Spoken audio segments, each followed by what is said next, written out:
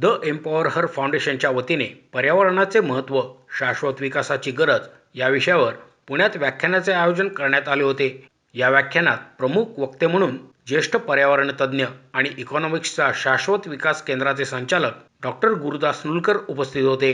अध्यक्षस्थानी the empower फाउंडेशनचे संस्थापक, प्रमुख विश्वस्त आणि भाषातज्ञ संदीप नुलकर हे होते.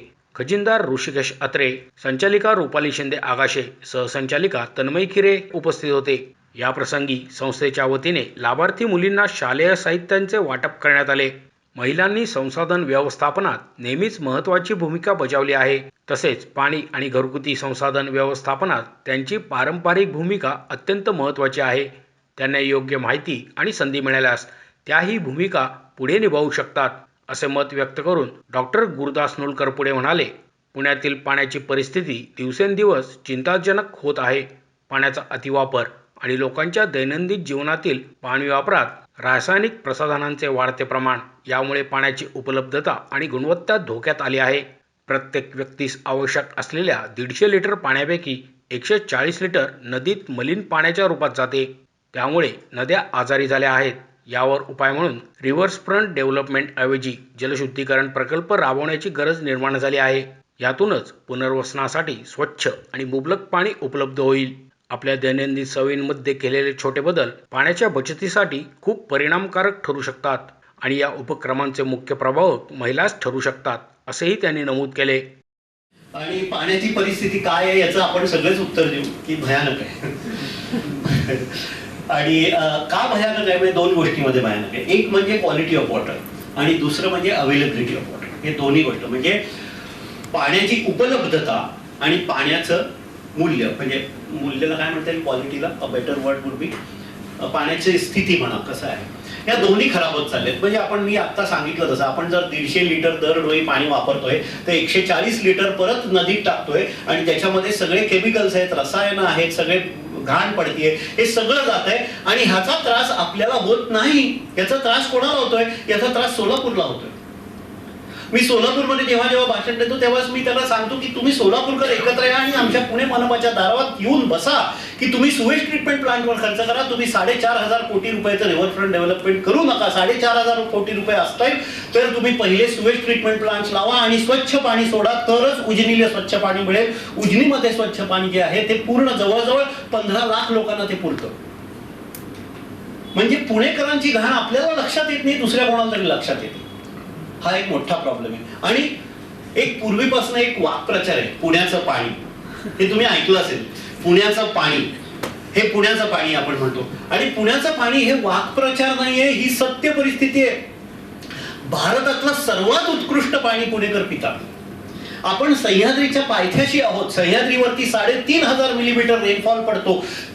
5,000 ते 6,000 मिलीमीटर रेनफॉल पडतो. त्यातला अर्धा रेनफॉल म्हणजे 3,000 मिलीमीटर रेनफॉल हा बे ऑफ बेंगॉलला ड्रेन होतो. 3,000 मिलीमीटर अरबी समुद्रात ड्रेन होतो. 3,000 मिलीमीटर जो बे ऑफ बेंगॉलला ड्रेन होतो तो आपल्याला मिळतो. तो पानशेत, टेमघर आणि वरसगाव याच्यामध्ये भरतो आणि त्याचं स्वच्छ शुद्ध पाणी पुणेकरांना प्यायला मिळतं. इतकं सुंदर हेल्दी पाणी आहे ते, पण तेही आपण खडकवासल्यापर्यंत खराब करून टाकतो.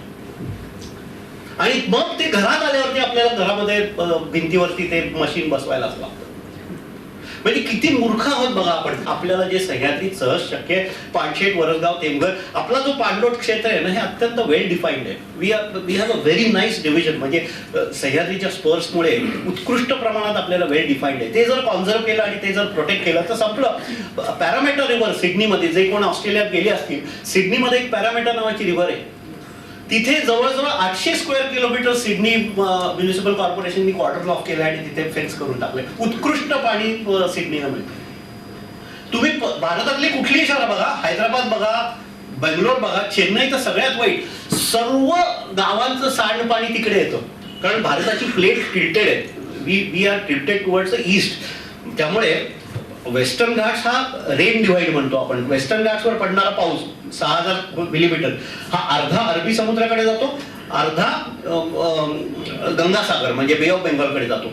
आणि हा सगळा जो पाऊस आहे तो गावागावातनं येत जातो, तो नद्यातनं येत जातो, नद्यांचं सुवेज जातं, हैदराबादला सांडपाणी मिळतं.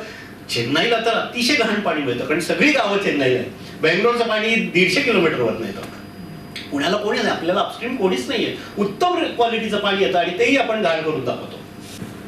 डेमोक्रेसीमध्ये खातो आणि डेमोक्रेसीमध्ये सिटिझनची पॉवर सगळ्यात जास्ती मानली गेली आहे. अनफॉर्च्युनेटली आपण डेमोक्रेसी कधी बघतो, एक दिवस जेव्हा वोटिंग असतं तेव्हा आपण डेमोक्रेसी हे ॲक्नॉलेज करतो.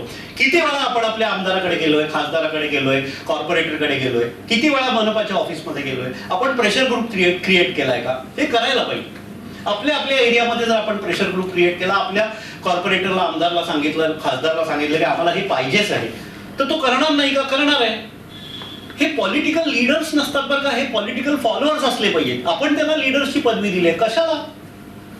दे are not leaders, they have to follow what we say, but are we telling them what to follow? We are not. So I think that's the first step. Second step, मी म्हटलं तसं घराघरांना निघणारं पाणी 140 litre sewage आपण बाहेर काढतो. ते sewage आपल्याला बदलता येईल का? 100% बदलता येईल. म्हणजे आता आम्ही आमच्या घरात दंतमंजन वापरतो, टूथपेस्ट वापरत नाही. दंतमंजननी 2 महत्वाच्या गोष्टी होतात. एक म्हणजे दंतमंजन फॅक्टरी मेड नाहीये, त्यात केमिकल्स नाही आहेत, रसायनं नसतात, त्यामुळे जेव्हा ते नदीत जातं तेव्हा ते नॉन पोल्युटंट असतं. एक. दुसरी गोष्ट म्हणजे जे दंतमंजन बनवतात की त्यांना हिरडा लागतो, बेहडा लागतो, आवळा लागतो, या सगळ्या गोष्टी लागतात. त्यामुळे त्याची डिमांड वाढते आणि त्याची झाडं लावली जातात. आज उगीच आपण गुलमोहर आणि निलगिरी लावत बसण्यापेक्षा जी आपली स्थानिक वनस्पती आहे ती त्याची डिमांड वाढवली तर तिकडच्या लोकांना जे गॅदर करतात, म्हणजे आता भीमाशंकरच्या खोऱ्यामधनं खूप गॅदर होतं, हिरडा आणि बेहडा तिकडे चांगला होतो, कोकणामध्ये कित्येक गोष्टी होतात. अशा गोष्टींमध्ये तिकडच्या लोकांना, स्थानिक लोकांना तिकडे उपजीविका मिळते, तिकडे स्थानिक वनस्पतीची लागवड होते, नर्सरीज त्या ठेवतात. नाहीतर आज तुम्ही पुण्यातलं नर्सरी बघितलं, बॉटल पाम आणि आकेशिया आणि हे असलीच झाडं लावतात जी निसर्गामध्ये ते स्थानिक नाही आहेत.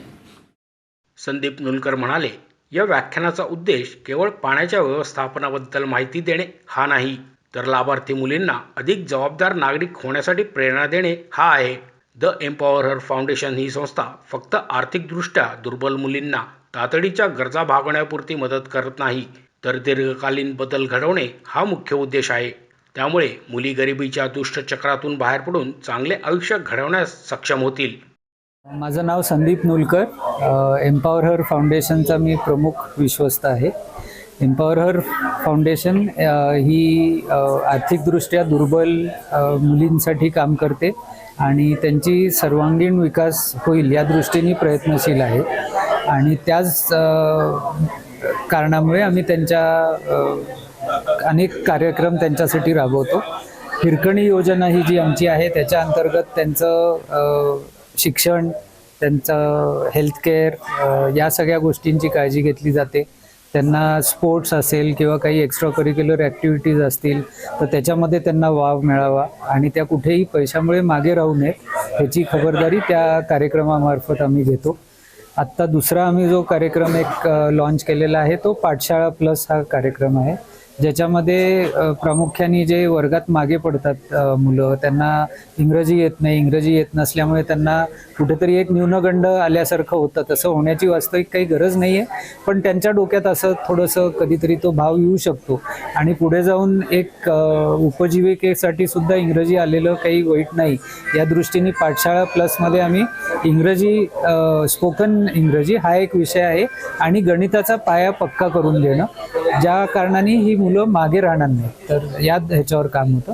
आणि एक तिसरा विमेन इन स्पोर्ट्स हा एक आत्ता आम्ही लॉन्च केलेला आहे, ज्याच्यामध्ये आर्थिक दुर्बल मुलींना ही स्वप्न बघण्याचा अधिकार आहे. त्यांनाही खेळात जर का रुची असेल तर त्यांना ते पैशाअभावी त्यांना खेळता येत नाही हे होऊ नये याच्यासाठी आम्ही त्यांना मदत करतो. सो असं हे साधारणतः एम्पॉवर हर फाउंडेशनचं काम आहे.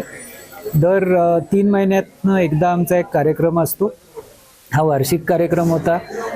आजचा विषय होता पर्यावरण आणि खास करून त्याच्यामध्ये आमचा केंद्रबिंदू हा पाणी हा होता आज, कारण पाणी हा विषय सगळ्यांनाच महत्त्वाचा आहे आणि मुलींना फार लहान वयामध्ये ही जाणीव होणं फार गरजेचं आम्हाला वाटतं की पाण्याचं महत्त्व काय आहे आणि बायकांचं स्थान काय आहे पाणी या दृष्टीने, त्या काय त्याच्यामध्ये योगदान देऊ शकतात.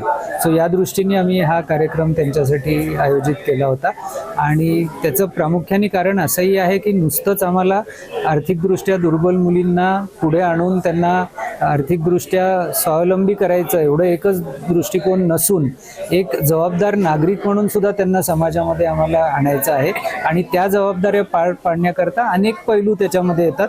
पण त्याच्यामध्ये अशा ज्या काही समाजात आपल्याला ज्या महत्त्वाचे बाबी आहेत त्याच्याबद्दल त्यांना माहिती होणं, त्या दृष्टीने आजचा हा कार्यक्रम आम्ही पर्यावरणावर केला होता, पाण्याबद्दल. मोशी न्यूज नेटवर्कसाठी मोहित शिंदे, पुणे.